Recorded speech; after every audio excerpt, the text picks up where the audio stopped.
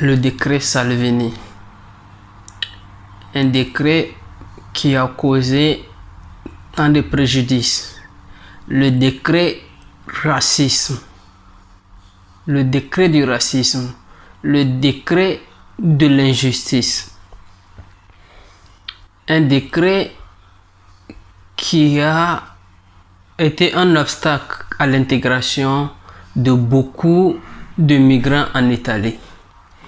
Enfin, la ministre de l'Intérieur a réussi à modifier ce décret-là et à dissocier la question de l'immigration et la sécurité, parce que Salvini avait associé l'immigration à l'insécurité. Donc il avait fait un décret mettant ensemble l'immigration, la question de l'immigration et la sécurité. Et avec la ministre, ce sont deux questions différentes. Alors, je me propose de te donner déjà les grandes lignes de ce décret qui n'est pas encore adopté en Conseil des ministres et qui attend également d'être passé sur la table du président de la République. Donc, le président de la République doit donner son OK, lui après son analyse. Voilà, maintenant le décret sera soumis au Conseil des ministres et ensuite on espère que ça sera adopté parce qu'elle dit déjà qu'ils sont déjà avancés et la majorité est déjà pour. Je suis Fane Yaya, bienvenue sur la page Immigration et Intégration. Ici, je parle des opportunités pour les immigrants en Italie. J'aborde les questions relatives au permis de séjour, mais j'aborde également les questions pour ceux qui sont dans les autres continents et qui voudraient immigrer en Italie. Donc si tu n'es pas encore abonné, tu es nouveau, abonne-toi, active la cloche de notification pour ne rater aucune de nos vidéos chaque week-end. On va parler des modifications sur le décret Salvini.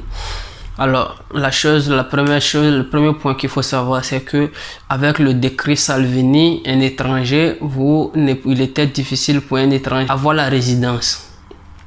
Parce que un contrat de location de loyer, vous devez être enregistré à la commune, dans le fichier de la municipalité. Alors, avec le décret Salvini, tout ça, ce n'était plus facile. Donc, il était difficile pour les migrants d'avoir un contrat de location, un contrat de maison.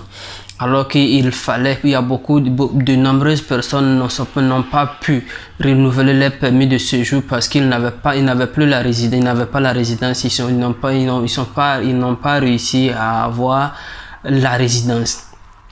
Alors, et en plus, lorsque vous n'êtes pas enregistré au niveau de la commune, il était difficile d'avoir la carte d'identité et beaucoup de demandeurs d'asile, beaucoup de personnes ont obtenu, de demandeurs d'asile aujourd'hui sont bloqués parce que ces personnes-là n'ont pas de carte d'identité et donc il y a plusieurs opérations qu'ils ne peuvent pas faire.